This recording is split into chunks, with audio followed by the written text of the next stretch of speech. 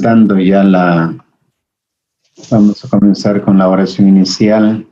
Derrama, Señor, tu gracia en nuestros corazones para que quienes hemos conocido por el anuncio del ángel, la encarnación de Cristo, tu Hijo, lleguemos por su pasión y su cruz a la gloria de la resurrección. Por el mismo Jesucristo nuestro Señor. Amén. Amén. La pregunta en este cuarto domingo de Adviento es sobre la presencia del Mesías. ¿De qué Mesías vendrá la salvación? Al hablar del personaje central de la historia, hablamos que el mesianismo está enraizado en nosotros más de lo que imaginamos. Es alimentado por el desconcierto y la angustia que experimentamos frente a un mundo lleno de contradicciones, tragedias y muerte. Y se mantiene vivo por la ansiosa espera de la intervención de alguien que lo pueda cambiar radicalmente. Estamos siempre preocupados por muchas cosas. Y nos damos cuenta de que todo el quehacer de la vida gira en torno a un ideal, gira en torno a unos principios que las mismas personas vamos siguiendo. Y ahora el mensaje es: ¿a quién seguimos? ¿A qué tipo de Mesías? En el caso que querramos encontrarnos con alguien que nos saque de la situación en que estamos. Pero no, siempre he insistido, no se trata de una devoción entre comillas, porque la verdadera devoción consiste en la imitación de las virtudes del personaje a quien nosotros seguimos. Pero el devocionismo hace que Dios sea como un objeto para satisfacer necesidades. Estoy pasando tal pena y entonces tengo que poner a San Antonio de cabeza para alcanzar el objetivo. Entonces, Dios sirve para tal cosa. Pero cuando hablamos los cristianos de seguimiento a la persona de Cristo, lo primero que nos preocupa en qué consiste esto de ser Mesías. Si viene el mesianismo, naturalmente el Mesías viene para liberar. Y es aquí donde uno comienza a plantearse qué tipo de liberación trae el Mesías, porque ya en las lecciones anteriores de los domingos se hablaba de la presentación de un Mesías, un Goel, que viene a liberar, a salvar. Entonces, Jesús ha puesto naturalmente los principios de lo que es este mesianismo y busca la liberación de la persona, liberación de todo aquello que no nos permite ser nosotros mismos, porque puede ser que los mesianismos que nosotros hemos creado sean los que nos estén dominando. Así entonces tenemos en la actualidad, por ejemplo, ahorita en el Adviento, tendremos este mesianismo económico, ¿eh? Entonces todo tiende hacia la búsqueda de placer, ¿verdad? Porque hay que disfrutar, hay que celebrar y viene toda esta mentalidad y seguimos el consumismo, por ejemplo. Pero eso tiene un Mesías, sí, tiene una marca. Entonces, para mí, la marca de lo que debo consumir, el lugar donde voy a consumir, se me convierte a mí el lugar donde yo reposo, donde yo me libero, donde yo estoy, y ese es el que me atrapa. El Mesías es naturalmente, en el caso del cristianismo, la persona de Jesús con un ideal, ¿verdad? Con un proyecto. Y quien se inserte en ese proyecto, pues es el que va a valorar la natividad del Señor. Entonces viene el Mesías muy bien. ¿En qué contextos, verdad? Y es lo que pretendemos en esta lección, ir aprendiendo a descubrir al Mesías que libera, al Mesías que redime, al Mesías que salva. Pero quitémonos ya esta idea de estas cosas espiritualizantes que no nos ayudan en nada. Tiene que ser muy concreto de qué me va a liberar el Señor en este advenimiento. Porque si no me libera, pues no tiene ningún sentido el estar celebrando algo que nos trae, en lugar de liberación, nos trae nuevamente la esclavitud. Entonces, frente a eso, la lección de este día busca encontrar el sentido de este mesianismo. Tendremos los textos bíblicos en su lectura. El segundo libro de Samuel, el Salmo 88 y Romanos 16, 25 al 27 y el texto de Lucas 1, 26 al 38. Son los tres textos que nos ofrece la página del Evangelio. Adentrándonos ya directamente al texto como tal, nos encontramos aquí ya cuando David se estableció en su casa y el Señor le dio paz con sus enemigos de alrededor, dijo el rey al profeta Natán: mira, yo estoy viviendo en una casa de cedro, mientras el arca de Dios vive en una tienda de campaña. Natán le respondió: ve a hacer todo lo que tienes pensado, que el Señor está contigo. Pero aquella noche recibió Natán esta palabra: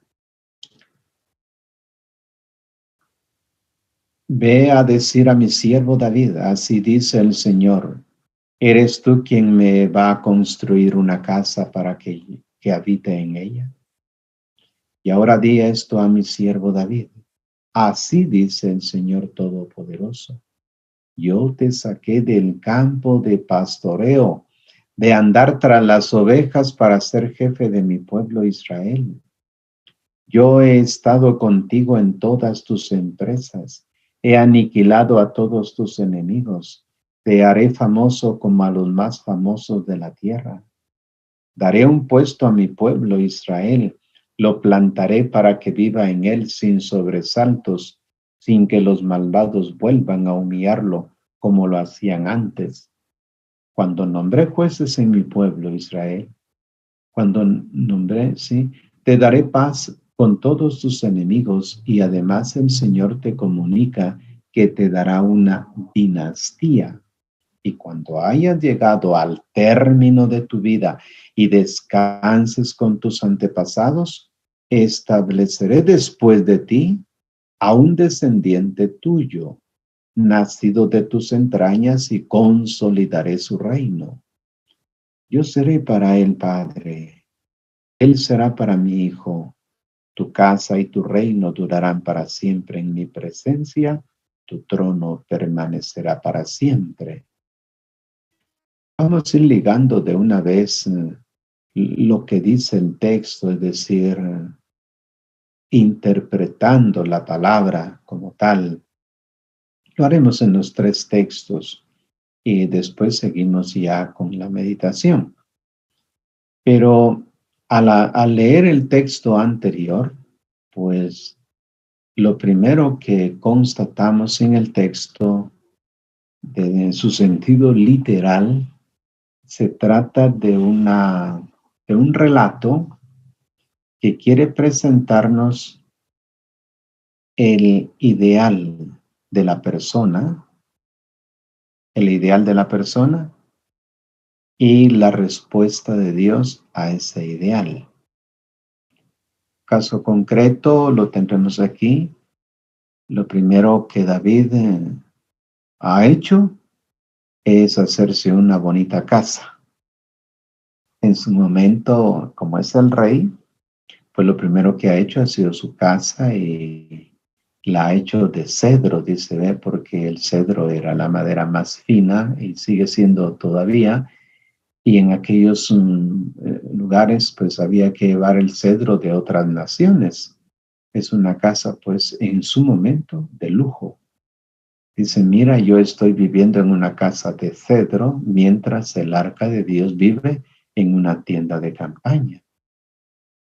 Esa era la contraposición entre algo, pues, bien bello y lo otro, pues, como le dice, está en una tienda.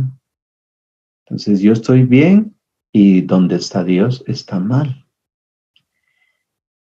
Natán responde que hay que hacer lo que ha pensado y le asegura que Dios está con él. Pero una vez que han platicado esto el profeta y el rey, Dios llama al profeta y lo envía para que le diga a David que no es David quien le va a construir a él, sino que él le construirá a David. La palabra casa, o en la actualidad es traducido iglesia, construcción, pues es verdad. Dice Dios que no es el hombre el que le va a construir, sino que es él el que va a construir la casa, joicos, que significa dinastía, significa tribu, significa herencia. Por eso dice, y ahora di esto a mi siervo David, así dice el Señor Todopoderoso. Recuérdale, se ve, yo te saqué del campo del pastoreo, de andar tras las ovejas. Le dice Dios, mira David, ¿te recuerdas de dónde saliste? ¿De dónde te mandé llamar? Detrás de las ovejas. ¿Cómo andabas? Pues sucio. ¿Cómo andabas? Pues con hambre. ¿Cómo andabas? Solo. Y andabas entre los animales. De ahí te saqué. Y te saqué para ser jefe de mi pueblo. ¿Qué te ha pasado? Ya olvidaste tus orígenes. Claro que le digan eso al rey ha de ser demasiado duro escuchar las palabras de Dios que le digan, mira, recuerda tus orígenes. Yo he estado contigo, dice, en todas tus empresas. He aniquilado a todos tus enemigos. Te haré famoso como a los más famosos de la tierra. Pero queda esa parte ahí en el que le dice, bueno, recuerda tus orígenes. Daré un puesto a mi pueblo Israel, lo plantaré para que viva en él sin sobresaltos, sin que los malvados vuelvan a humillarlo como lo hacían antes. Si mi pueblo, yo mismo lo voy a plantar, yo. No lo vas a plantar tú, soy yo. Y hace una memoria en libros anteriores. Cuando nombré jueces en mi pueblo Israel, viene del texto anterior que dice, daré un puesto a mi pueblo, lo plantaré para que viva en él sin sobresaltos, sin que los malvados vuelvan a humillarlo como lo hacían antes. Cuando nombré jueces en mi pueblo Israel, parece que falta algo, ¿verdad? Te daré paz con todos tus enemigos y además el Señor te comunica que te hará una dinastía. Nótese bien que es Dios quien le dará una dinastía a David. No es David quien le hará los favores a Dios, sino es Dios quien le hará favor a su siervo David. Y apunta al final, ¿verdad?, qué es lo que va a pasar, la parte escatológica. Y cuando hayas llegado al término de tu vida y descanses con tus antepasados, cuando te han muerto, estableceré después de ti a un descendiente tuyo. Nacido de tus entrañas, consolidaré su reino. O sea, le dice, mira, tú harás lo que te está mandado hacer, pero yo te garantizo que después de que te muras, yo continuaré todo esto. Y estableceré después de ti a un descendiente tuyo. Nacido de tus entrañas, consolidaré su reino. Ahora, en el futuro, yo seré para él padre y él será para mi hijo. Tu casa y tu reino, tu casa, tu descendencia y tu reinado durarán para siempre en mi presencia. Tu trono permanecerá por siempre. Aquí el que viene es otro David, porque es el que va a continuar la labor que hizo David. Él tenía buenas intenciones, pero le dice Dios que en realidad quien va a hacer las cosas es Dios mismo, quien garantiza, quien llevará esto a lo largo de la historia.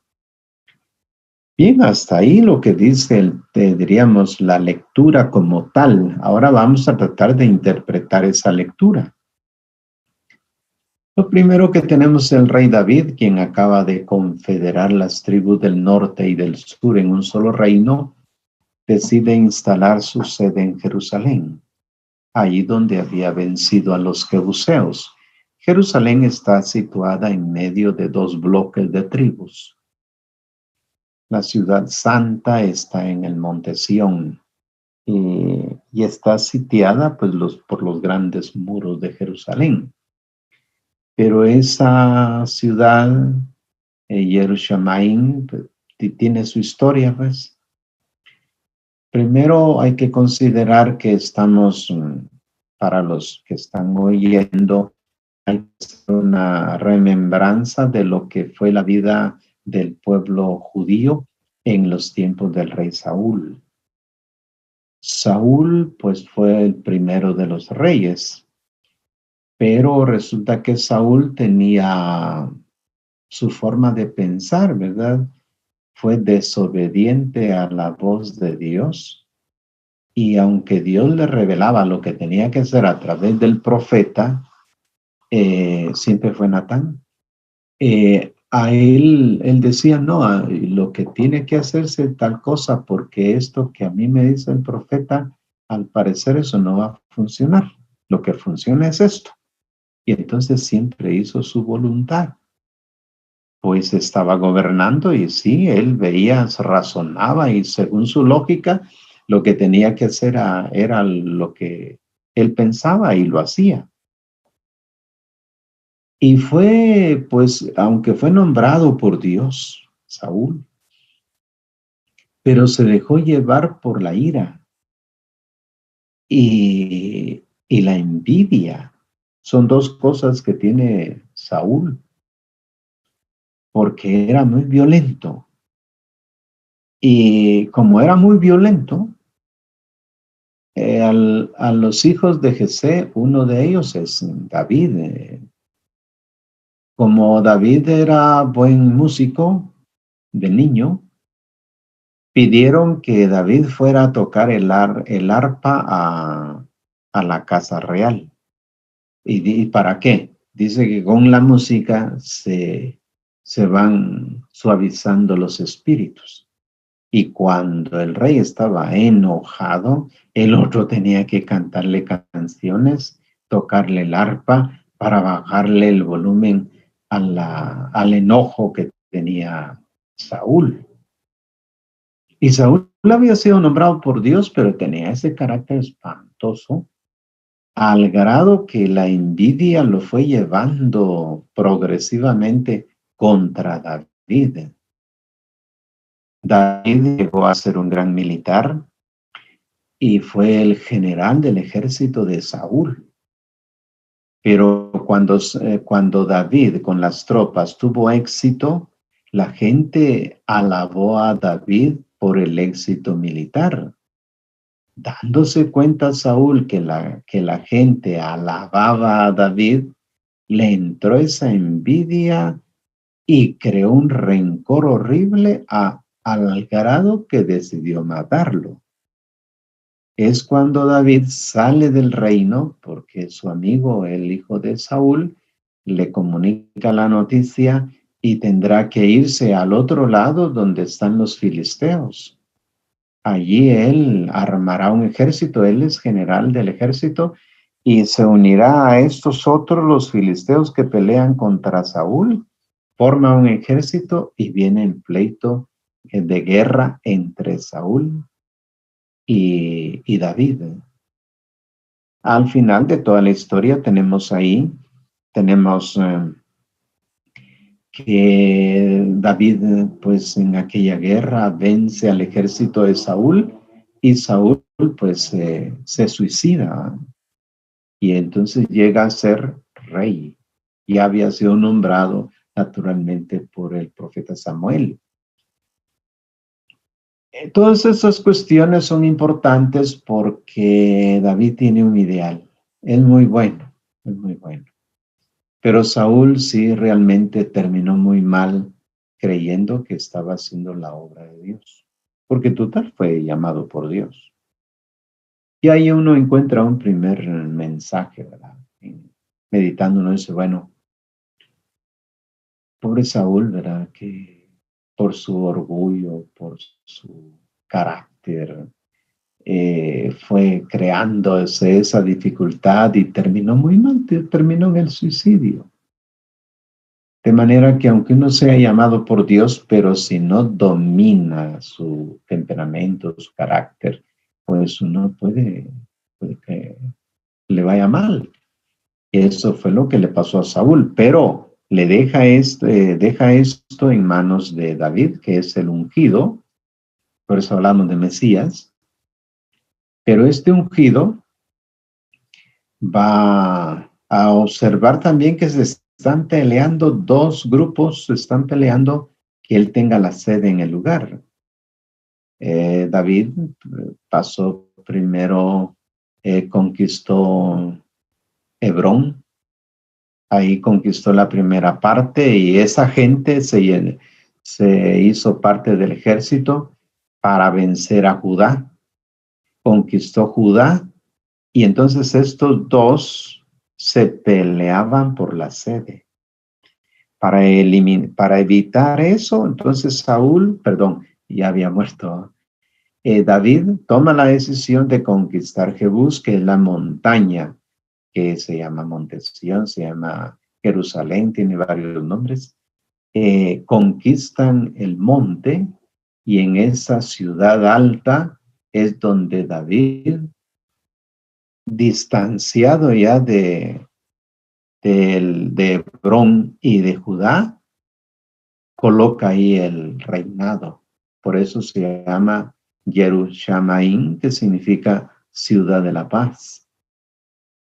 Por lo tanto, tuvo que pelear y entonces ese mesianismo es un mesianismo guerrero, pero que al final él dice, voy a crear la ciudad de la paz.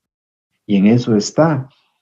Por eso David ha construido su casa, o sea, un palacio real. Ahora quiere que la capital también esté dotada de un templo para que Dios tenga allí su casa. Ahora, lo que David piensa, pues es bueno, pues cualquiera pues dice que bien, que le quiere construir un templo a Dios para que Dios tenga su casita, ¿no? Pero en la mentalidad judía, al igual que los otros pueblos, cuando alguien encierra a la divinidad en un lugar, lo convierte en ídolo. Porque la divinidad tiene que estar al servicio de quien le construyó la casa. Algo así como cuando uno dice, bueno, yo tengo derecho sobre, porque yo contribuí. Bien, yo trabajé en eso, trabajé en aquello, trabajé en lo otro, y eso se debe a mí, ¿verdad? Cuando uno construye algo, ¿va? Dice, no es que eso yo lo hice, y tiene el derecho. Por eso el que está viviendo ahí, pues me debe a mí, me debe reverencia, porque soy yo el que lo he hecho. Entonces, equívoco de quererle hacer algo a Dios, para encerrarlo y tenerlo a su servicio, es lo que Dios va a decir que no está de acuerdo. Dios dice, no quiero yo vivir sujeto a lo que piensan las personas.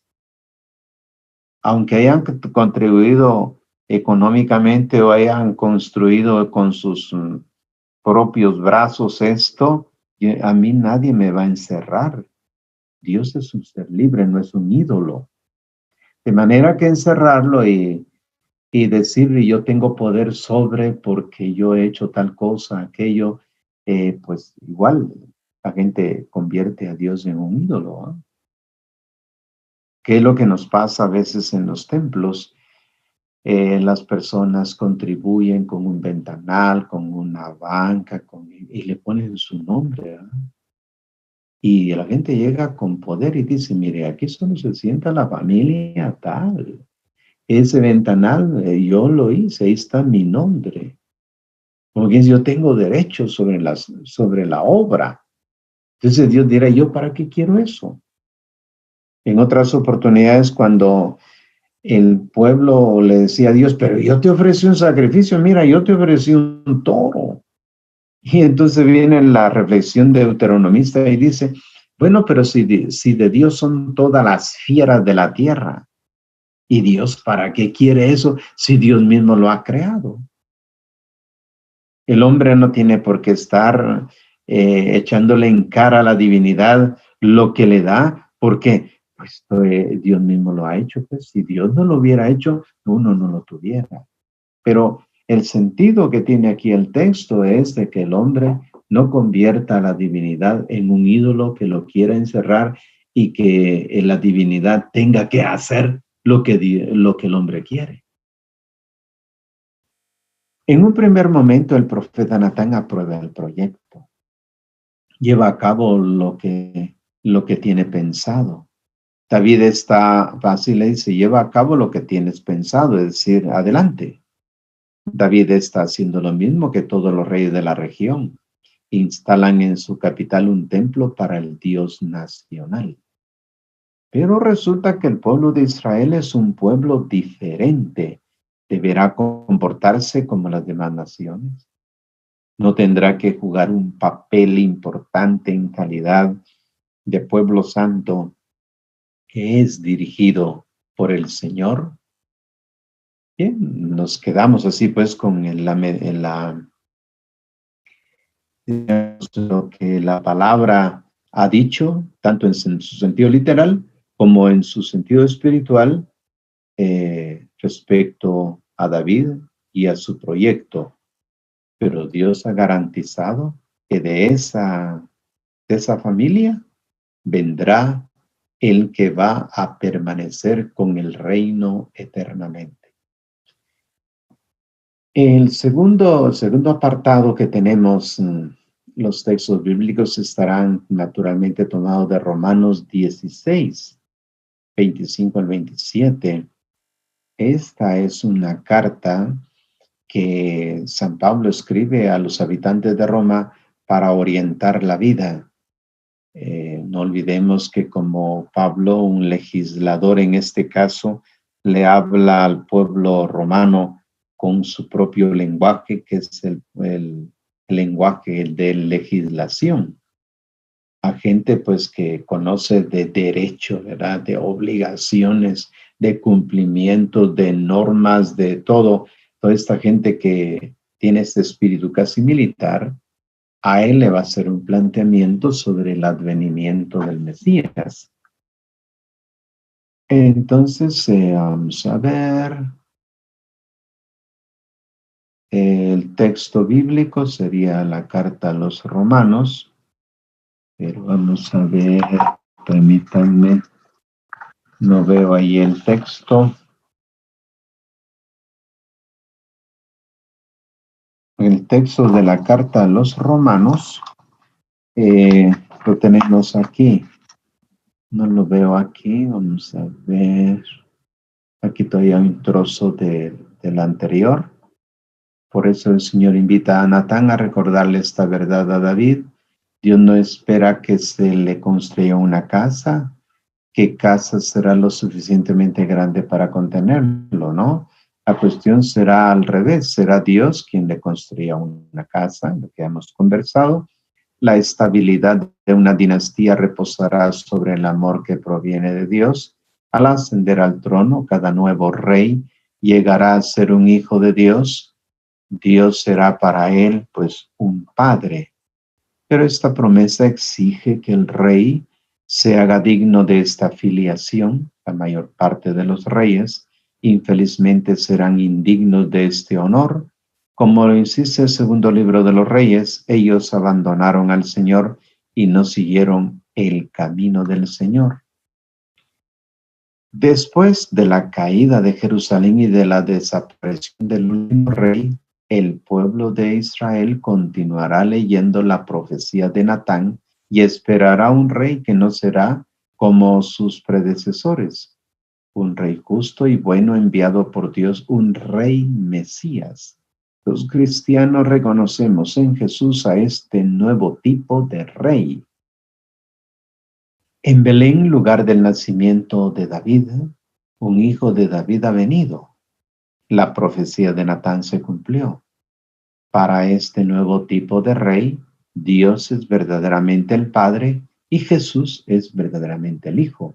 El ángel le dice a María, el santo que va a nacer de ti será llamado Hijo de Dios. Bien, ahora sí entramos al apartado B, ¿verdad? Que es la carta a los romanos. Anteriormente estaba aquí, pero esta parte inicia hasta donde tenemos el texto bíblico, ¿eh? Carta a los romanos. Al que tiene el poder de confirmarlo según la buena noticia que yo anuncio, proclamando a Jesucristo según el secreto callado durante siglos y revelado hoy y por disposición del Dios eterno, manifestado a todos los paganos por medio de escritos proféticos para que abracen la fe. A Dios, el único sabio, por medio de Jesucristo sea dada la gloria por los siglos de los siglos. Amén. Bien, tenemos este texto y la pregunta es, ¿qué dice el texto en sí mismo, el sentido literal? Pues, ¿qué dice el texto? Vamos a seguir un par de líneas para explicar esto. Después de un texto en futuro, la primera lectura que Dios proyecta realizar aún después de la muerte de David. No va a ser concretamente sobre el reino de David, sino que esto se va a prolongar hasta que se cumpla en el rey que el mismo Dios ha de enviar, que entendemos es la persona de Cristo. Por eso decimos, después de un texto en futuro, la primera lectura, y antes de un evangelio que en pasado narrativo, ¿verdad? Porque nos va a narrar Lucas lo que aconteció, tenemos una meditación en presente, ahora, hoy, que es lo que decía el texto, ¿no? Dice San Pablo, ahora, ¿eh? O sea que no hay que esperar futuro, ni hay que ver el pasado, sino que el mensaje proclamado por Jesús es para hoy. Entonces dice, según el secreto callado durante siglos y revelado hoy y por disposición del Dios eterno. Entonces la invitación al lector es adentrarse en el misterio de esta palabra en el ahora, ¿verdad? No vamos a decir, bueno, esto fue escrito solo para los romanos, sino que nos lo dice ahora. Pablo nos lleva a maravillarnos frente al desarrollo lineal del tiempo. Tiempo de silencio, tiempo de los escritos proféticos, tiempo de Jesús, tiempo de la fe. Esta línea es como una flecha, parte del judaísmo y se dirige hacia todas las naciones. Recordarán ustedes que en otras oportunidades hemos estudiado un poco el concepto de tiempo el tiempo circular, el planteamiento griego, como piensan ellos que la historia es repetitiva, tal como nosotros llevamos el tiempo, en la manera griega, la manera romana, es cíclica. Por eso ya ahora cerramos, estamos Adviento y sabemos que dentro de un año vendrá otra vez el Adviento, dentro de 2 años igual, dentro de 3 años, y entonces decimos siempre es cíclico. Y el vendedor ahora de Navidad que no logró vender todo, lo está pensando vender allá el otro año. Y así pensamos nosotros, y así vamos con la vida. Mientras que Dios no. Su concepto es lineal. Es decir, que lo que yo hoy vivo ya pasó. Que lo que viene es un futuro abierto. Pero nunca voy a repetir el mismo acto. Siempre que lo repita, será algo nuevo. Por eso Pablo termina así la carta a los romanos dándole gloria a Dios que es la sabiduría, a Jesús que es la revelación, a los cristianos la fuerza, Dios nos hace fuertes, y la obediencia, la fe es un acto de obediencia a la revelación de Dios en Jesús. Hoy dice Pablo que esta presencia divina en el tiempo de hoy, porque no existe el pasado, sino que se está viviendo el presente y es ahora cuando debemos vivir el mensaje de Dios. Quizás sea esa la nota particular que tiene el texto, de que es en el hoy, al estilo de San Lucas, que las interpretaciones de Jesús dirán, hoy se ha cumplido esta escritura. Como se le dirá a Zaqueo, hoy ha llegado la salvación a esta casa. ¿Qué nos dice a nosotros? A mí en particular me está diciendo que el 2020, esta pandemia, yo no la había vivido en otros años, pero es en el hoy de la historia en que estoy viviendo esto y que me estoy arriesgando en el mundo. Cuando ya no exista esta pandemia, será otro hoy. Pero yo no puedo vivir ni del pasado, ni pretender decir que estoy en el futuro, sino que vivo el hoy. Por lo tanto, la palabra de Dios tiene una eficacia en el hoy, en el ahora. Ahora es cuando Dios quiere que yo viva esto. Ahora, después de haber observado esto en la tercera parte, observamos en los textos bíblicos, tenemos ahora San Lucas 1, 26 al 38. Se ha puesto siempre el texto primero, el texto segundo y el texto tercero para recordar que esto tiene todo un enlace. El texto, como ya se había anunciado antes, está en pasado. Como si nos estuviera narrando algo que aconteció, pero que en el lenguaje lucano tiene un presente permanente. Veamos pues lo que dice el Evangelio según San Lucas. Al 6º mes envió Dios al ángel Gabriel a una ciudad de Galilea llamada Nazaret, a una virgen prometida a un hombre llamado José, de la familia de David. La virgen se llamaba María. Entró el ángel a donde estaba ella y le dijo, alégrate llena de gracia, el Señor está contigo. Al oírlo, ella quedó desconcertada y se preguntaba qué clase de saludo era aquel. El ángel le dijo, no temas, María, que gozas del favor de Dios. Mira, concebirás y darás a luz un hijo a quien llamarás Jesús. Será grande y llevará el título de Hijo del Altísimo. El Señor Dios le dará el trono de David su padre, para que reine sobre la casa de Jacob por siempre, y su reino no tenga fin.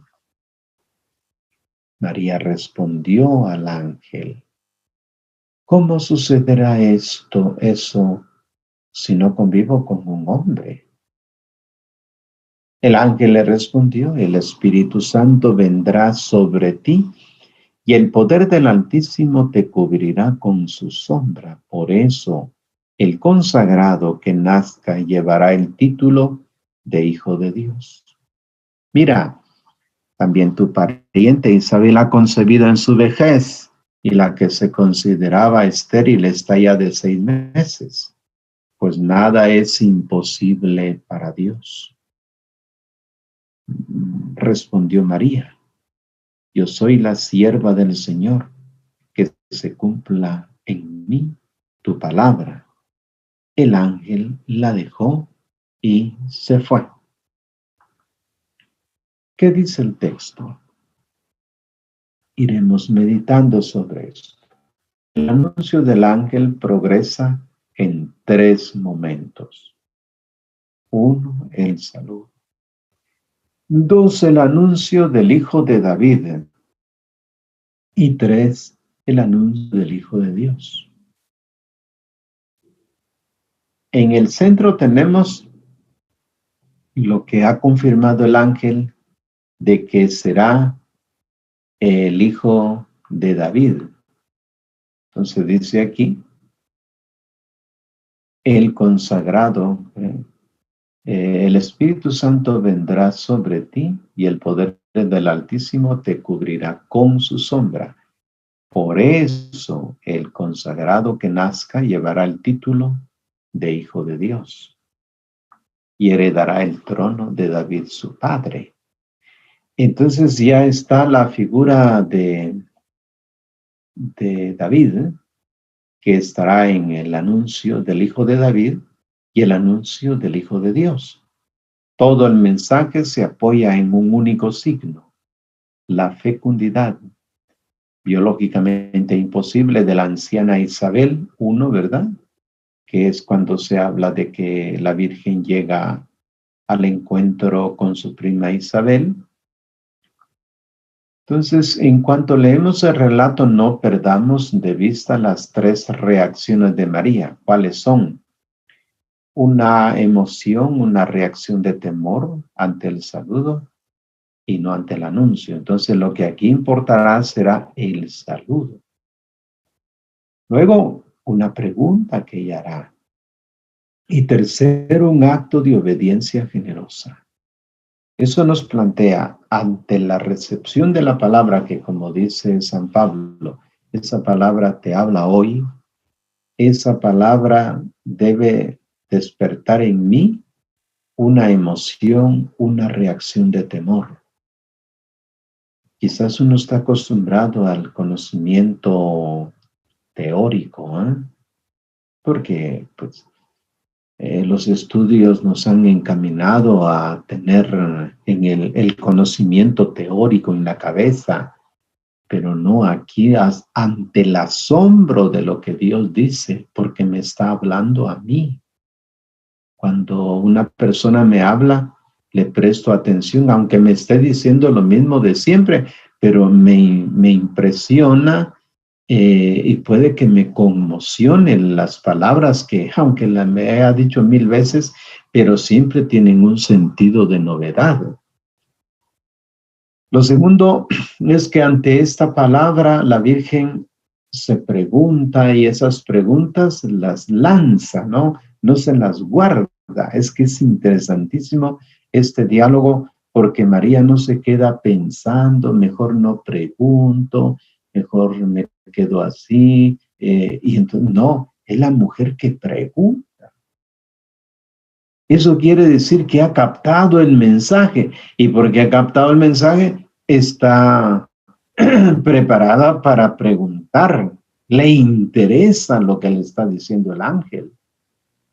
Porque si hubiese sido como nosotros, amén, hermano, amén, hermano. O sea, así es, así es. ¿Y entendió? No entendí nada. ¿Y entonces qué estaba haciendo ahí? La Virgen pregunta. Y luego, ante el mensaje, la aclaración de del proyecto de Dios, María presentará un acto de obediencia generosa.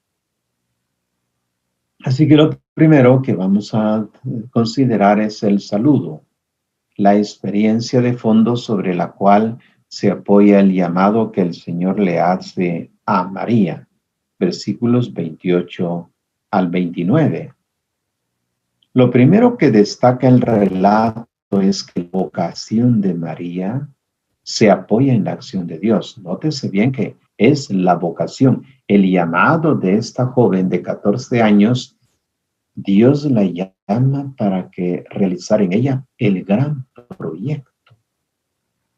Pero esta vocación está apoyada en el impulso del Espíritu Santo, en la llamada que Dios le hace para que se realice tal proyecto. ¿Esto nos pasa a nosotros? Sí, nos pasa. Porque siempre las iniciativas vienen de Dios. Fíjense que, como decía el texto de Samuel, que a David se le ocurrió hacerle algo a Dios, ¿eh? Y no había consultado con él. Pero pensó hacer el bien, pues no estaba mal hacerle un templo, pero Dios está en desacuerdo. Y aunque fuera bueno aquello, en su momento Dios tenía otros planes. Y así a veces nos pasa a nosotros, que pensamos hacerle el bien a Dios porque tenemos buenas iniciativas, pero que no están de acuerdo al proyecto de Dios. Entonces, los recursos con que contamos deben utilizarse respondiendo a la voluntad de Dios. Entonces uno se pregunta, en este momento concreto, el proyecto de Dios me pide esto hace bien para construir el proyecto de Dios, o es una iniciativa mía que pienso que por las obras que estoy haciendo estoy alcanzando mi salvación, aunque Dios esté en desacuerdo. Notemos ahora todo este peso que tiene esta llamada de Dios en cada una de las 3 palabras del saludo del ángel. Alégrate, llena de gracia, el Señor está contigo. Se han puesto aquí entre comillas para ir diferenciando el Jaire, el Jecaritomene, el Señor está contigo. Hallamos un contenido profundo en el que se delinea lo que Dios hace en ella. La alegría, el alégrate. El ángel le anticipa a María que el anuncio será para ella motivo de inmensa alegría, que la palabra del Señor va a tocar lo más íntimo y de su ser, y que su reacción al final no podrá ser otra que la exultación. Es de notar que la alegría de María no es inmediata, sino que comienza a partir de ahora un camino interior que culmina en el canto feliz del Magnificat. Mi espíritu se alegra en Dios, mi Salvador. Se podría decir que la alegría caracteriza una auténtica vocación. La plenitud de la gracia divina. Llena eres de gracia. Ese es el motivo de la alegría. Dios le hace conocer la inmensidad de su amor predilecto por ella, cómo ha puesto sus ojos en ella, colmándola de su favor y de su complacencia. Su amor es definitivo e irrevocable. Esta afirmación es tan importante que el ángel se la va a repetir en 1:30. La confianza que se necesita para poder responderle al Señor cuando nos llama viene pues de la certeza del amor. Tercero, la ayuda fiel de Dios. El Señor está contigo. Porque Dios ama entrañablemente a María, se pone a su lado y se compromete a ayudarla de manera concreta en su misión. Dios le hizo esta promesa también a los grandes vocacionados de la Biblia, a Jacob, a Moisés, a Josué, a Gedeón, a David, a Jeremías. Lo que se anuncia en Lucas 1:28 se realiza en 1:35, donde se dice cómo es que Dios ayuda a María. La ayuda, dice, el Espíritu Santo vendrá sobre ti y el poder del Altísimo te cubrirá con su sombra. Con su potencia vivificante, creadora, Dios hace capaz a María de colocarse al servicio de la existencia de Jesús. La acción del Espíritu nos remite a Génesis 1:1. Dice que cuando Dios creó, había un caos, pero el Espíritu de Dios aleteaba sobre la superficie de las aguas. Cuando comienza la creación, se menciona que es el Espíritu Santo el que aletea, el que inspira, el que crea, el que proyecta ese mundo nuevo. Por lo tanto, María es el lugar donde se cumple la acción poderosa del Dios creador y Jesús es el nuevo comienzo en quien se ofrecerá esta vida plena que viene de Dios y se realiza en Dios. Con esta promesa María es interpelada. No será imposible ninguna palabra que proviene de Dios. Y un signo de ello es que lo que ha hecho en Isabel, la mujer que no podía dar vida, todo el anuncio del ángel se apoya en este signo de fecundidad de la mujer anciana. Lo mismo hará Dios con una virgen. El punto 2. La misión concreta de María con la persona del Mesías. Nótese bien ahora que vamos a hablar de algo en particular. María junto a su hijo. La concepción y nacimiento del hijo de David. Es aquí donde se concentra el mesianismo. María dará a luz al Mesías. Ella contribuirá al proyecto del Mesías. Insisto en esta palabra, porque el Mesías es el que ha de venir.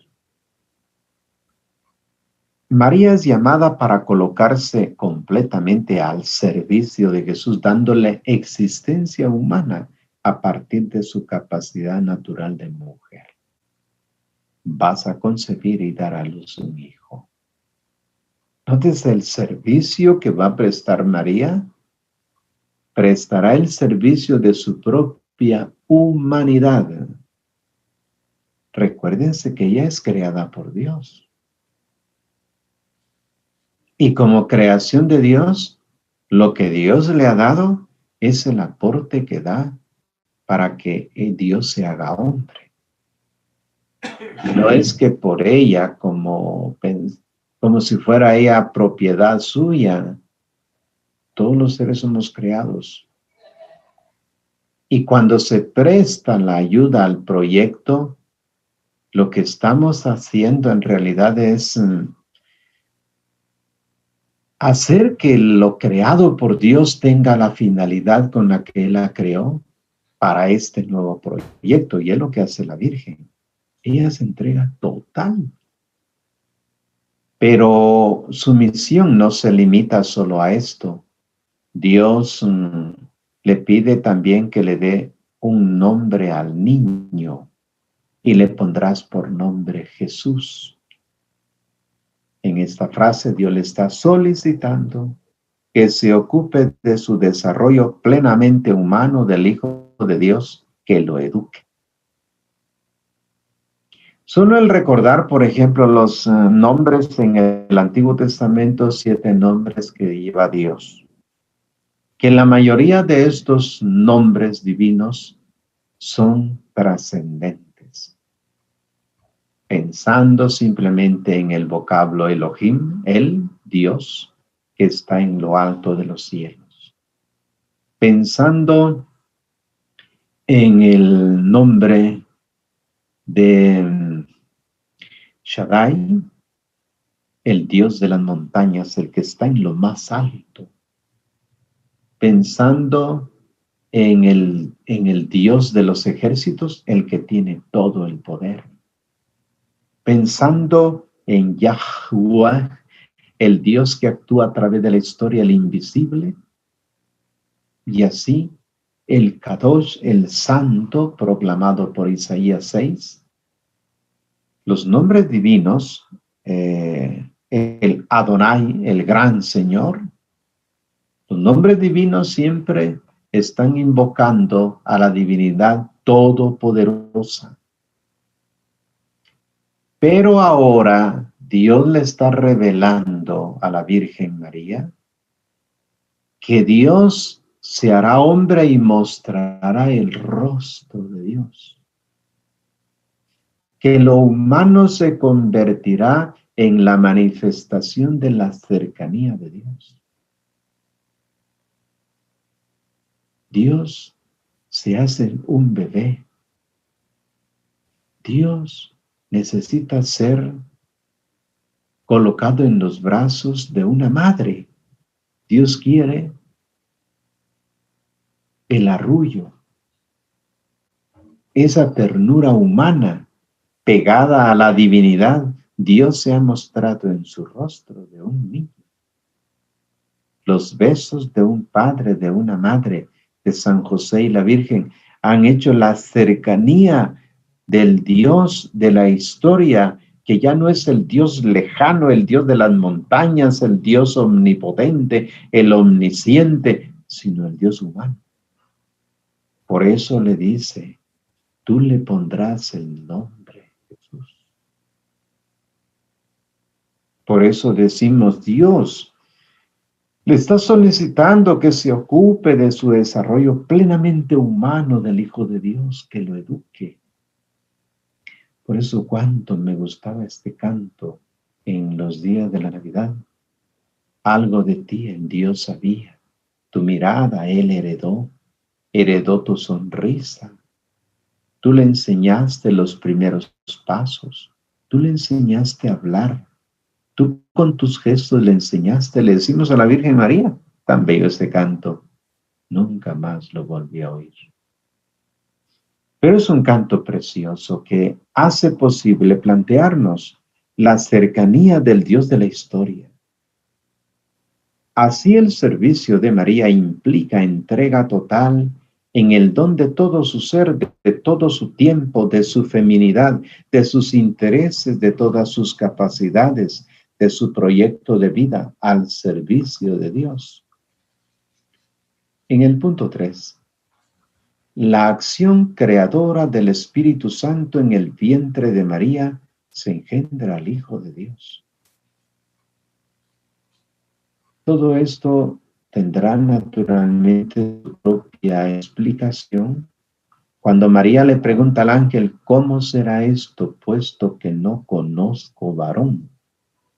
La palabra conocer bíblica, que significa tener intimidad con un varón. La pregunta permite entonces que el ángel le responda con el anuncio de la acción del Espíritu Santo que fecunda su vientre virginal. Retomamos las palabras del ángel. El Espíritu Santo sobrevendrá sobre ti. El poder del Altísimo te pondrá bajo su sombra. Por eso el que ha de nacer será santo y será llamado Hijo de Dios. Veamos ahora en la explicación. El Espíritu Santo sobrevendrá sobre ti. El profeta Isaías había anunciado que el Espíritu Santo debía reposar de manera especial sobre el Mesías.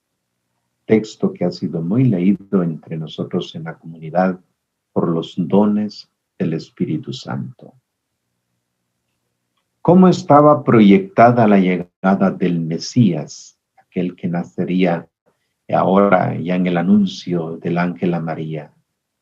El Espíritu Santo, como lo dice en Isaías, ahí lo tenemos, Isaías 11:1 al 6, es donde está el texto.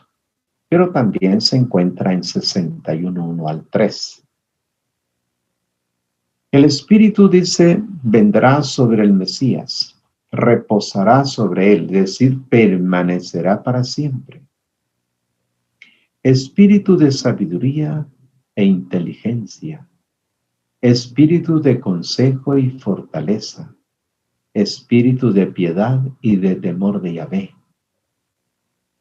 En este Mesías se concentra, hemos explicado, se concentran en los grandes personajes del Antiguo Testamento, haciendo de todos los personajes uno solo. Porque la sabiduría y la inteligencia de Salomón,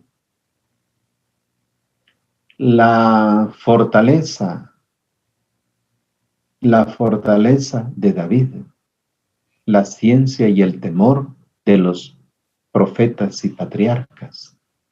Pero todo eso se va a concentrar en una sola persona. Es el Mesías, el Hijo de Dios. Por eso la frase nos recuerda la acción creadora de Dios en Génesis 1, 1 al 2. El Espíritu de Dios genera vida. El Mesías trae la nueva vida. El poder del Altísimo te pondrá bajo su sombra. Tenemos en esta frase tan importante el mensaje de la novedad de la virginidad fecunda. ¿Por qué? Porque en los tiempos de Jesús, la virginidad era mal vista. La maternidad era bien vista. Pero a toda aquella virgen, recuerdo en el Antiguo Testamento hay varios textos en el que las mujeres que tomaban la decisión de quedarse vírgenes eran objeto de burla y se hacía duelo por ellas porque no daban a luz. Pero esta es la figura del pueblo de Israel. Un pueblo que por conservarse, dice, nunca dio los hijos que Dios quería. Pero ahora, por contraste, la virginidad de María trae el nuevo proyecto, porque la virginidad será una virginidad fecunda. El término no se comprende, porque para ser fecunda dejará de ser virgen. De toda mujer que pierde la virginidad, pues va a fecundar. Sin embargo, en el caso de la Virgen María es diferente. Por eso va a ser virgen y madre. La acción eficaz de Dios pone a María bajo su sombra. Esta frase nos remite al libro del Éxodo, en el capítulo 40, versículo 35, donde aparece la imagen bíblica de la Shekinah, que es la gloria de Dios que desciende para habitar en medio de su pueblo en la tienda del encuentro o tienda de las citas divinas.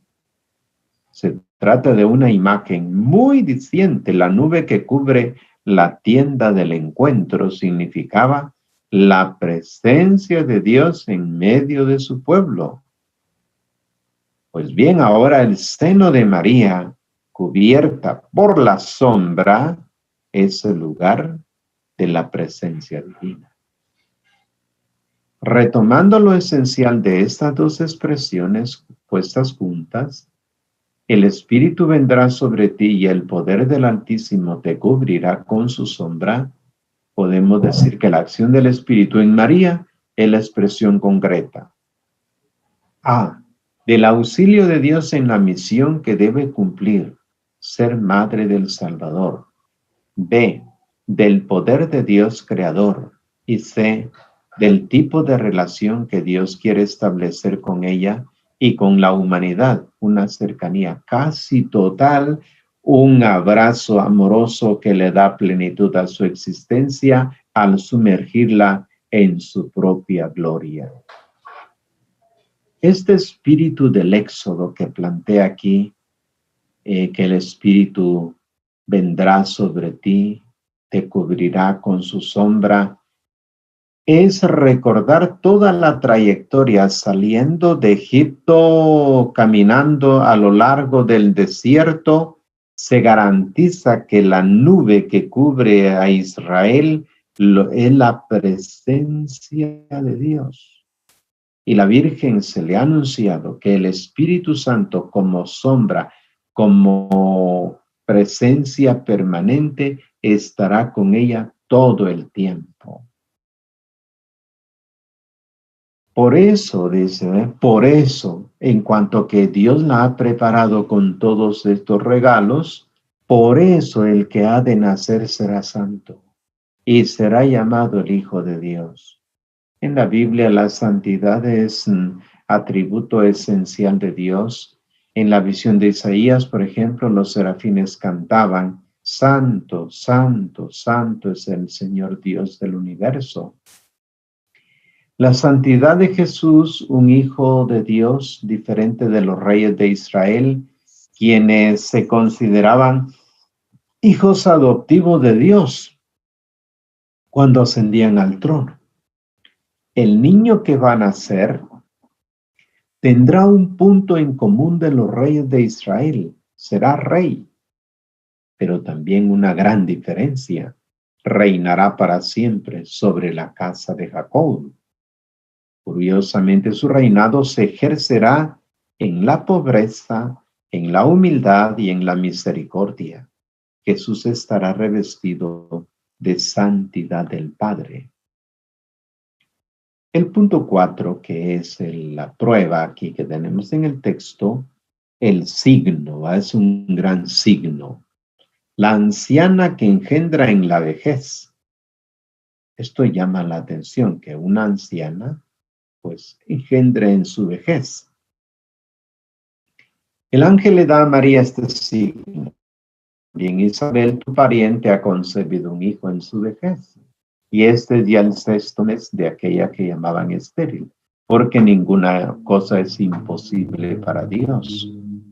En este punto se cruzan las 2 escenas de anunciación. La que recibió Zacarías y la que recibió María. Se anuncian nacimientos en circunstancias prácticamente imposibles. Una pareja estéril y una pareja que no ha tenido relaciones conyugales no pueden dar vida. Por tanto, ninguna cosa es imposible para Dios, dice el ángel, citando las palabras de Dios a Abraham en Mambré, cuando Sara se rió pues ante el increíble anuncio del nacimiento de Isaac. El anciano Zacarías dudó y pidió un signo. Eso le pasó al sacerdote Zacarías. Dios le concedió uno, quizás no el que esperaba. Se quedó mudo. El ángel lo reprendió ante su falta de fe. María, por el contrario, no tiene dudas. Ella no pide un signo, simplemente una aclaración. ¿Cómo será esto? Con todo, sin que haya pedido, María es remitida al signo del vientre fecundo de la estéril. Ahora viene la aceptación. María, después de haber escuchado todo el mensaje, toda la misión que se le confía, ahora María acepta la anunciación. Todo lo que el Espíritu hace en María está en función de Jesús. La capacitó, como Dios la capacitó, llena de gracia, con todos los dones, la bienaventurada Virgen María, agraciada por Dios, llena del favor divino, todo lo que se quiera decir de ella, todo sirve ¿para qué? Para servir a Jesús. El Mesías entra en la historia humana por medio de la acción del Espíritu Creador de Dios en María. De esta manera, el relato de la vocación de María ilumina nuestra comprensión del misterio del Hijo que toma carne en la naturaleza humana. Todo se hace posible gracias al sí de María. Hágase en mí según tu palabra. Entonces María entra en el proyecto de Dios cuando ella dice, hágase en mí según tu palabra. Con sus mismas palabras se da el título más bello del Evangelio, servidora. He aquí la servidora del Señor. Jesús en la última cena se va a llamar de la misma manera, yo estoy entre vosotros como el que sirve. Al ponerse al servicio de Dios con entrega total como la de una esclava, María se convierte en modelo de los discípulos y en modelo de toda la iglesia. Acogerá al Señor en su seno, pero no se lo guardará para ella. Primero lo llevará hasta la casa de Zacarías e Isabel. Luego lo presentará a los pastores el día del nacimiento y finalmente se lo ofrendará a Dios y a la humanidad, tanto en el templo como en la cruz. En fin, hoy contemplamos en oración, guiados por la palabra del Evangelio, el misterio de esta vocación que cambió la historia del mundo.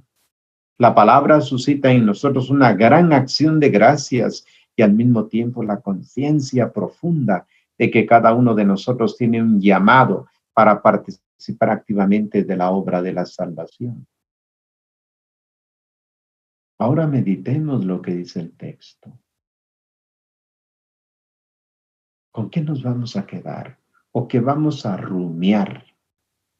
¿Qué vamos a mantener en la mente y en el corazón? La palabra quiere llegar a nuestro corazón proponiéndonos el tema de la fidelidad de Dios. Un Dios fiel significa la roca capaz de dar estabilidad a nuestras vidas, pero también un Dios que nos sorprende. David debe aceptar que no son sus proyectos, sino los de Dios los que debe conformar su vida. De tal modo no solo cambia el arquitecto, sino el sentido de todo nuestro proyecto, porque el plan divino descubre las posibles ambigüedades de nuestros proyectos humanos. Es un tema al que hoy somos particularmente sensibles desde el momento en que experimentamos, por una parte, nuestra dificultad de ser fieles. Entonces, lo primero que va a estar en la mente, meditándolo siempre, Dios siempre es fiel. Y la gran pregunta es, ¿qué tanto soy yo fiel al proyecto de Jesús? O yo le quiero construir, yo le quiero hacer, mi propuesta. No, sepamos escuchar como supo escuchar la Virgen. La Virgen no le dijo, mira, yo voy a hacer esto, voy a hacer aquello, voy a hacer lo otro. No, escuchó la palabra y se pone en obediencia total. Hágase en mí según tu palabra. Según tu proyecto, lo llevaré como tú me lo has presentado. El Señor está contigo. Este saludo del ángel a María, la expresión del rostro de Dios que hoy se nos ofrece también a nosotros. Él está con nosotros mucho antes de que nos demos cuenta. Puede comenzar a nacer una vida nueva tomando en serio estas palabras, pero no se conoce esta confianza de Dios ni en concreto no nos ponemos a caminar con Él como María. Cada uno de nosotros a lo largo de su vida ha experimentado el fallo de algún proyecto, con frecuencia hasta de programas que nos parecían excelentísimos, a los que estábamos muy apegados. A veces el fallo se debe sobre todo a la propia infidelidad o debilidad en perseguir la finalidad prefijada. La palabra de Dios que hoy se nos propone arroja luz sobre estas experiencias, enseñándonos, por una parte, a no creernos dueños de nuestra propia vida y por otra, a vivir también el fallo como posible momento de crecimiento, diciendo incluso en sus amargas circunstancias un sí a ese Dios que no deja de sernos fiel. ¿Qué le respondo al Señor? Y ahora quisiera interiorizar esta palabra. Así como María que le dijo, he aquí la esclava del Señor. Estoy dispuesta a hacer todo porque tú me has dado de todo y estoy capacitada para hacer tu voluntad. Dios Padre Omnipotente, tú ejecutas tus planes atrayendo a ti con la fuerza del amor al corazón humano.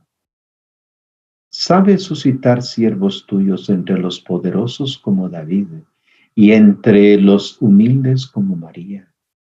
Cólmanos también nosotros de tu espíritu para que aprendamos a acoger tu palabra Como María, haznos capaces de sintonizar nuestros deseos con los tuyos. Hágase en mí según tu palabra. No es una frase pronunciada con resignación, sino que brota espontáneamente de un ánimo profundamente adherido a tu palabra, proyectado a nuevos deseos que solo tú puedes suscitar. ¿Cómo voy a contemplar este mensaje? ¿Cómo hago propias en mi vida las enseñanzas del texto? La salutación del ángel es como uno de los cánticos más hermosos que podemos dirigir a la gloria del Altísimo. Por eso repetimos esta salutación para agradecer a la Santísima Trinidad sus múltiples e inestimables beneficios. Alabamos a Dios Padre porque tanto amó al mundo que llegó a darle su único Hijo para salvarle. Bendecimos al Hijo porque descendió del cielo a la tierra, porque se hizo hombre y porque nos ha redimido. Glorificamos al Espíritu Santo porque formó en el seno de la Virgen Santísima el cuerpo purísimo de Jesús, que fue la víctima de nuestros pecados. Finalmente, la acción. Como las jaculatorias siempre han sido parte de nuestra vida, el repetir una jaculatoria es hacer presente la voluntad de Dios todo el tiempo. ¿A qué me comprometo para demostrar el cambio? Así que vamos a repetir con frecuencia vivir el hoy de la palabra. ¿Por qué no adentrarme en mi misterio humano y repetir en el fondo, alégrate llena de gracia, el Señor está contigo? Las palabras que Dios dirigió a la Virgen son palabras que también me las dirige a mí. Alégrate, estás lleno del favor divino. El Señor está contigo. Con cuánto Dios nos ha bendecido.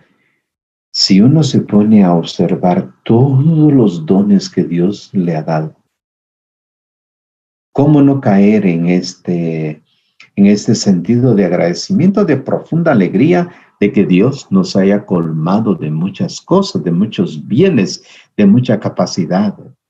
Y decir, estoy dispuesto a darle la respuesta que Dios espera de mí. Oremos finalmente. Oh Dios, que has preparado bienes inefables para los que te aman. Infunde tu amor en nuestros corazones para que, amándote en todo y sobre todas las cosas, consigamos alcanzar tus promesas que superan todo deseo. Por Jesucristo nuestro Señor. Amén. Amén. Damos un espacio pues para oírlos a ustedes si quieren hacer alguna pregunta o alguna aclaración sobre el texto que hemos reflexionado.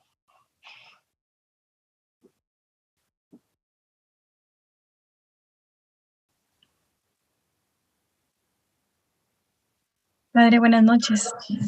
Buenas noches a todos. La verdad es que qué preciosa enseñanza, Padre. Realmente lo que usted hoy nos comparte y nos enseña ha sido la incógnita de toda mi vida. Aquí tengo yo un post-it frente de otra enseñanza que nos dio parecida, donde usted nos decía cuál será el sueño de Dios sobre mi vida y cuál es el proyecto de Dios para mi vida. Y lo tengo frente a mí porque es algo que desde que llegué a su nido pastoral me ha llegado al corazón verdaderamente. Y ahorita con este estudio acerca de cómo Zacarías enfrentó este signo, digamos, ¿no? ¿Verdad? Y cómo lo recibe la Virgen Santísima, me doy cuenta de cuántas veces he actuado como un Zacarías. Cuántas veces he querido ver señales milagrosas, sorprendentes, para poderme convencer de lo que Dios quiere para mí. Y no he sido esa persona diligente, inteligente, ¿verdad? Porque ahí sí que nuestra madre fue muy inteligente al preguntar esas cosas. Y me quedo muy abierta, Padre, delante del Espíritu Santo, como usted nos enseñaba, como María Santísima lo hizo, para saber ese proyecto que Dios quiere para mí. Hoy de alguna manera siento que he dado un paso más en la comprensión de mi mente y de mi alma para poder estar así, en esa disposición. Yo creo que el pecado o el error que cometemos muchos cristianos es que como ya nos vemos en este camino, pensamos que estamos en el proyecto de Dios. A mí me ha tocado ver con tristeza y ser yo una de ellas. Y es algo que hay que preguntarse diariamente en la oración. ¿Cuánto hacemos esta voluntad divina para saber que estamos en el proyecto, haciendo el proyecto de Dios, como usted decía, ver el sueño de Dios para mi vida? Así que le agradezco, Padre. Muchas gracias. Muy bien.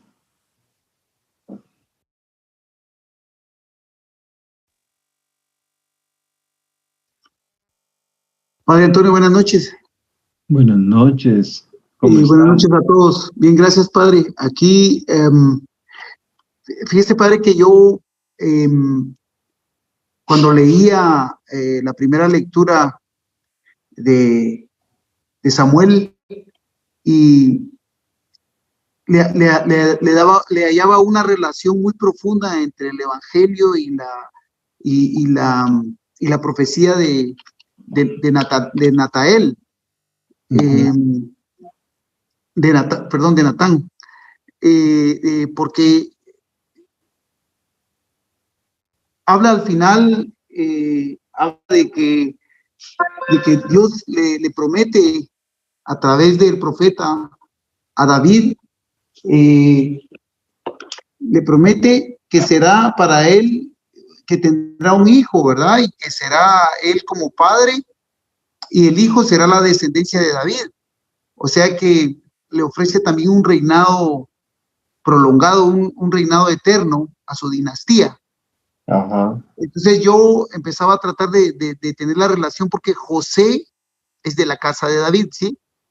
Entonces esa dinastía que venía desde el tiempo de esa promesa se estaba cumpliendo en María, cuando también el hijo es llamado hijo del Altísimo, ¿verdad?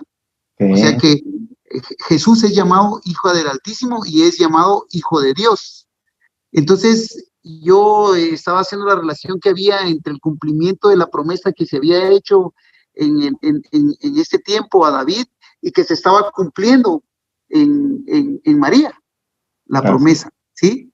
Realmente cuando usted hablaba de en qué íbamos a meditar con respecto a la lectura, pues definitivamente que sí está la fidelidad de Dios, pero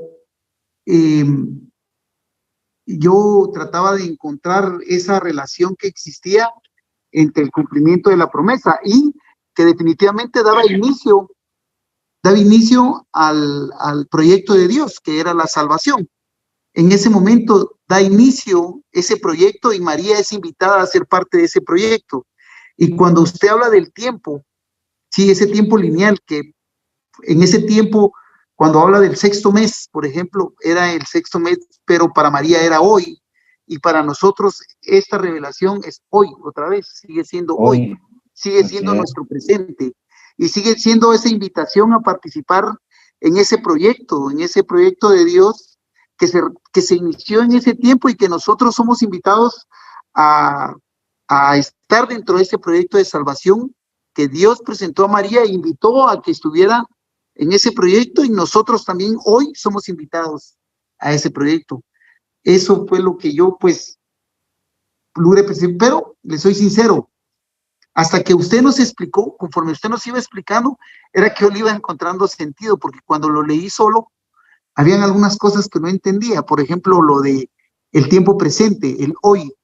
el que hoy es para nosotros y el que hoy es para María, y que el 6º mes era para la prima de María, ¿verdad?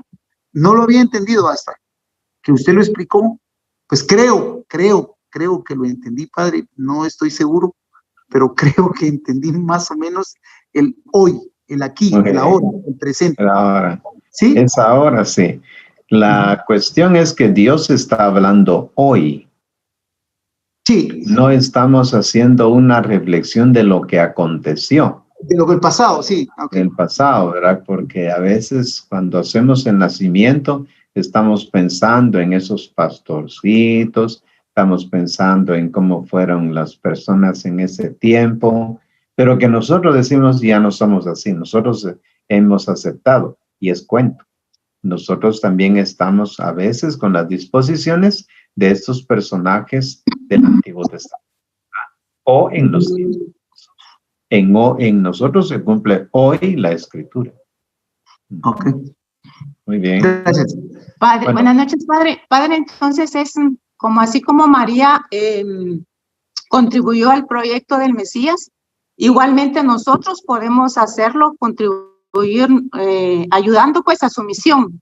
Así es. Para que al final de los tiempos podamos gozar de la vida eterna. Es que es la participación, ¿verdad?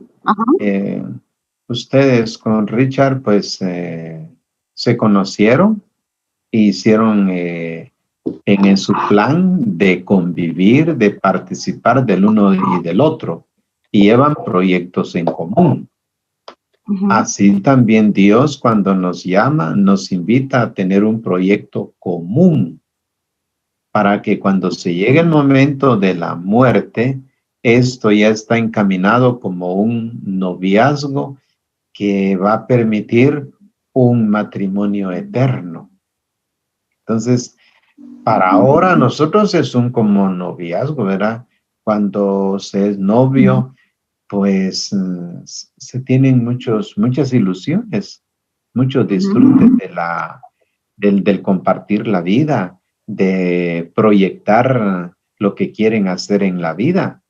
Así también el sueño de Dios. Dios, nosotros vamos asumiendo lo que Él nos dice, esperando estar con Él toda la eternidad. Pero para eso, como María entregó toda su vida.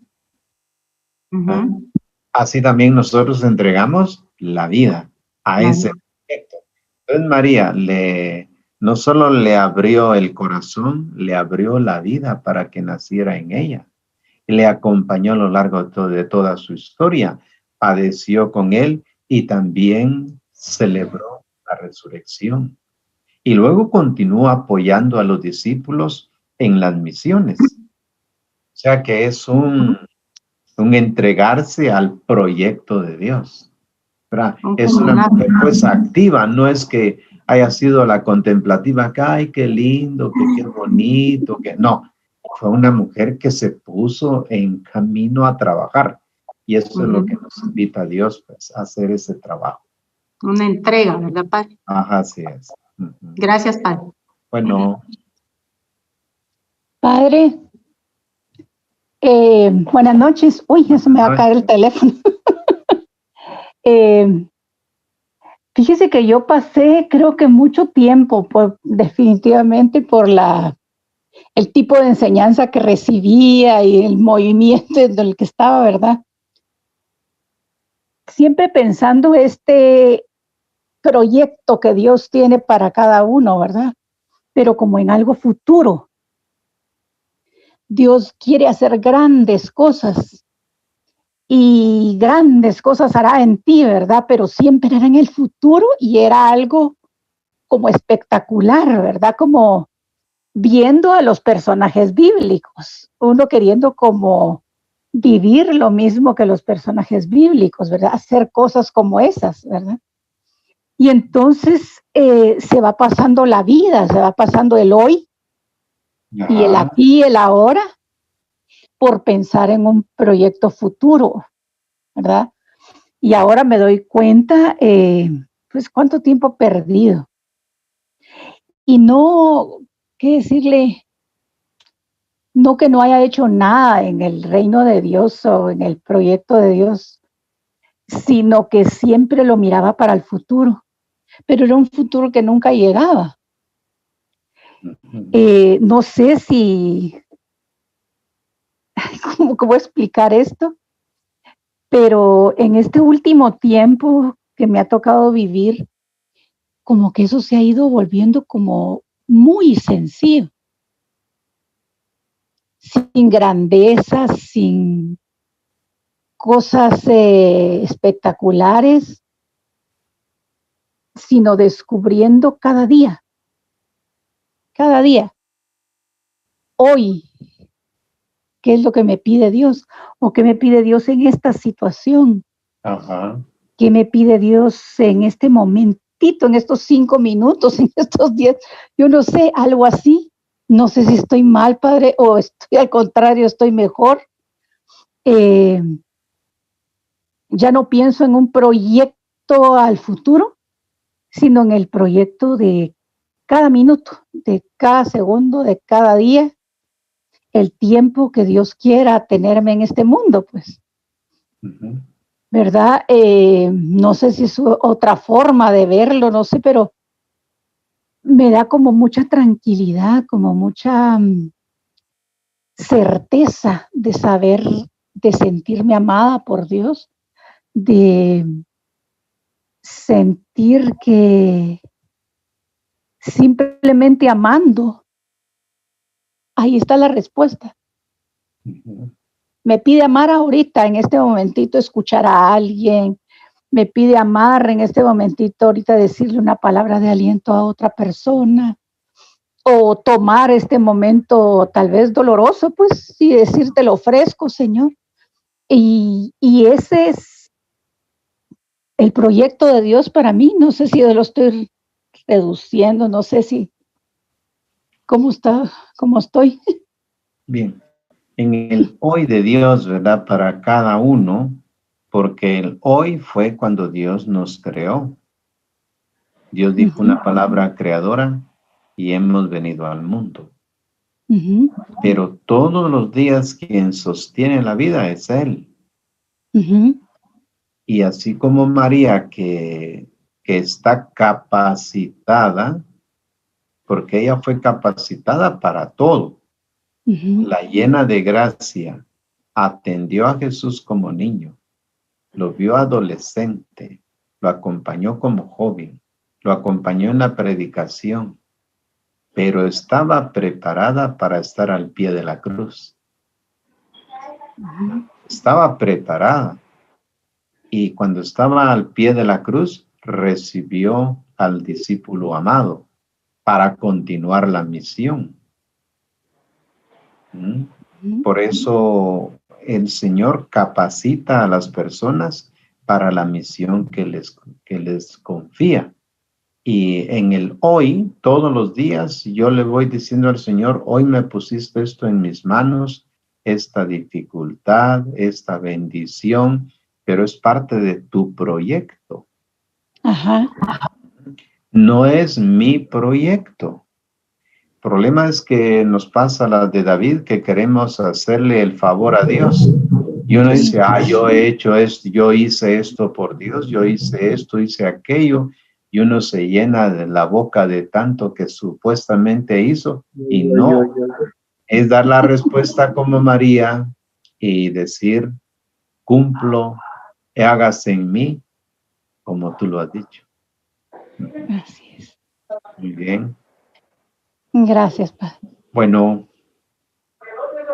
Padre, ¿qué tanto papel juega mi anhelo, digámoslo así, mi inteligencia, digamos, ¿verdad? Porque cuando usted hablaba de esos proyectos en fracaso, cuando yo los veo en retrospectiva, era una inmadurez tal, ¿verdad? Pero que para mí, honestamente, padre, si yo, pues, ¿verdad? Tengo una empresa, estoy acostumbrada a proyectos grandes, o sea, ¿me entiende? Porque encima de todo uno es orgulloso y prepotente con Dios. Entonces, y yo tenía proyectos así chilerones, padre, de verdad. Que al final no nunca se concretaron. Y me llama la atención así ya concretamente qué tanto papel juega eso, ¿verdad? Porque obviamente ahora no tengo a un ángel Gabriel que se me aparezca a mí y me diga algo, ¿no? Entonces, ¿qué es? Yo sé que está mi relación con Dios, yo sé que está la oración, ¿verdad? Pero ¿qué papel juegan estas cosas que forman parte de mí, de mi naturaleza humana? ¿Te recordás que Dios a través del ángel le dice a María, y ahí tienes a tu parienta Isabel, que ya en su vejez ha concebido un hijo, porque para Dios nada es imposible? Uno observa los signos, escucha la palabra y observa los signos, que son los que le dan la pauta a uno por dónde responder en el hoy, porque mañana me va a pedir otra cosa. Dios es epifánico y no se va a ceñir a una sola cosa, sino que cada día, como él enseñaba, tiene su propio afán. Pero ese descubrimiento solo lo hacemos a través de la lectura de los signos que tenemos a nuestro alrededor, porque Dios ahí nos está hablando. Yo lo entiendo que me habla a través de mis superiores, sea quien sea el Papa, sea quien sea el obispo, es una institución divina. Yo sé que Dios me va a hablar a través de ellos. Pero en el caso de los matrimonios tienen que ver con los que tienen a su alrededor. ¿Qué signos está uno observando allí? ¿Qué quiere Dios que yo trabaje?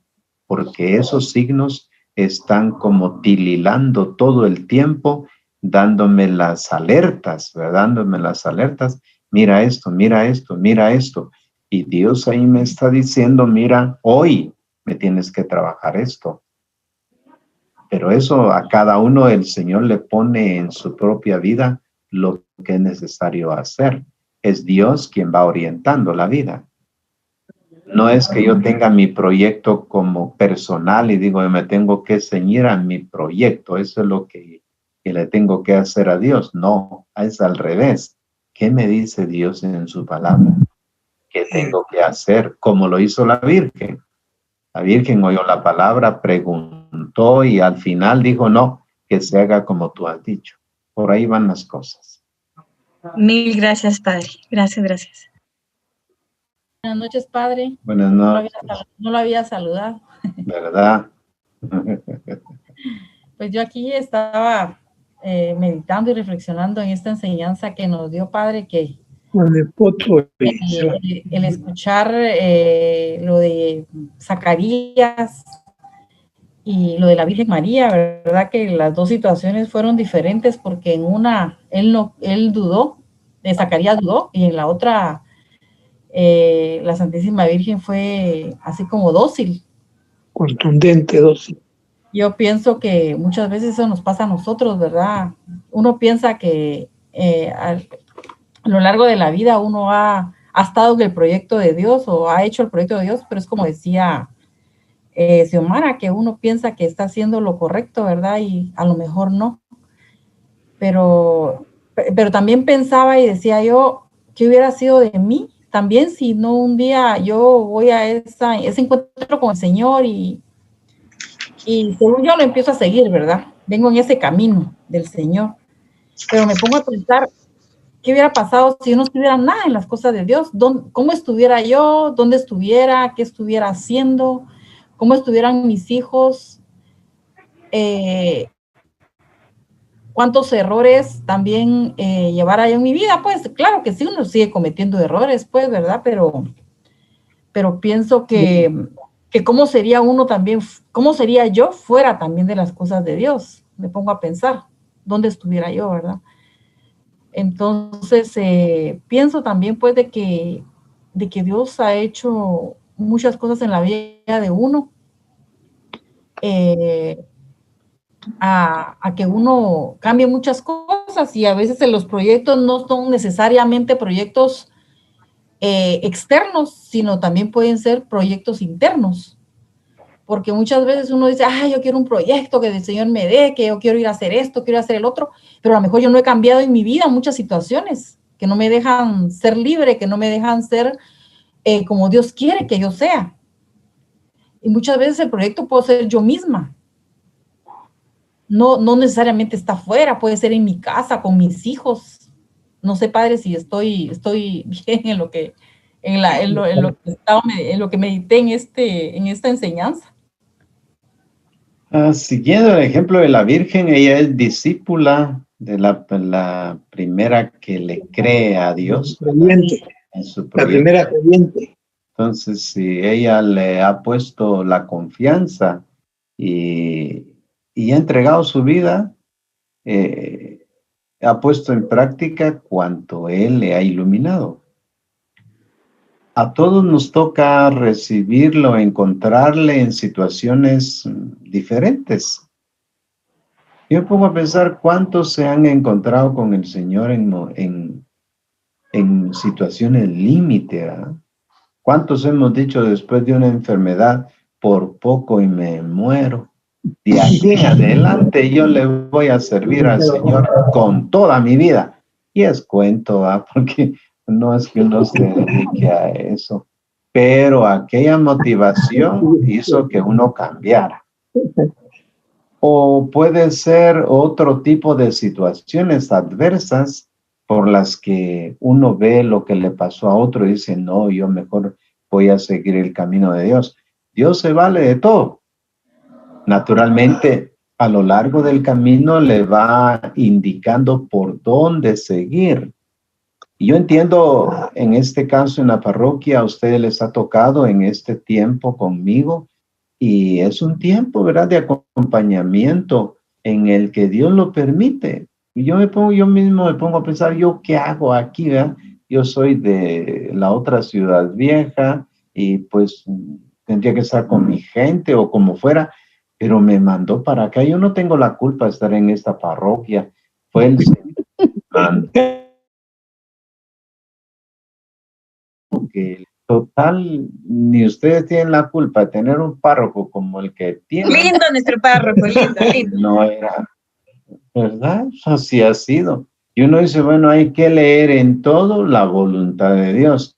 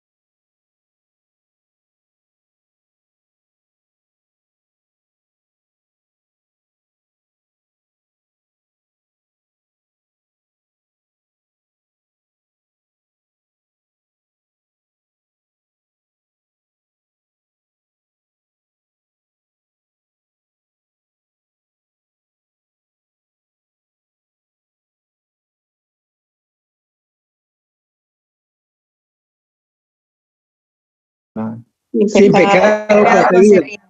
En el nombre del Padre, y del Hijo, y del Espíritu Santo. Amén. Amén. Tengan la mejor de las noches, que descansen. Feliz noche a todos. Gracias, Padre.